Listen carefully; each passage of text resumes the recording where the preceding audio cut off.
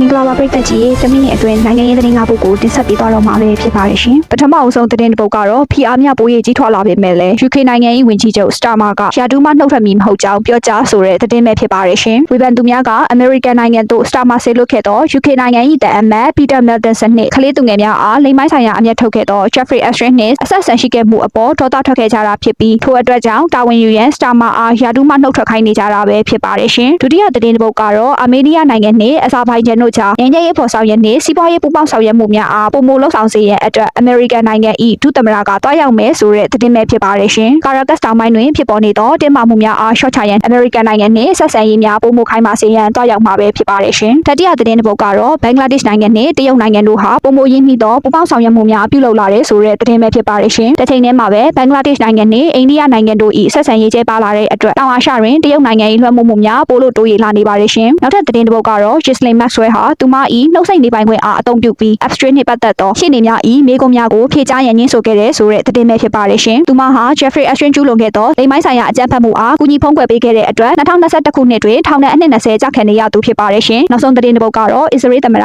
စစ်တနီတို့လာရောက်စဉ်တွင်အခြေမများကြရဲ့အတွက် Australia ဝန်ကြီးချုပ်မှတိုက်တွန်းဆိုတဲ့သတင်းပဲဖြစ်ပါတယ်ရှင်။ Israel သမ္မတလာရောက်မှုကိုထောင်ပေါင်းများစွာသော Australia နိုင်ငံသားများမှစတင်ဆန္ဒပြခဲ့တဲ့အတွက်ငြင်းငြင်းချမ်းချမ်းပြောဆိုဆွေးနွေးကြရန်နှင့်အကြမ်းဖက်မှုများမလုပ်ဆောင်ရန်အတွက်တိုက်တွန်းလိုက်တာပဲဖြစ်ပါတယ်ရှင်။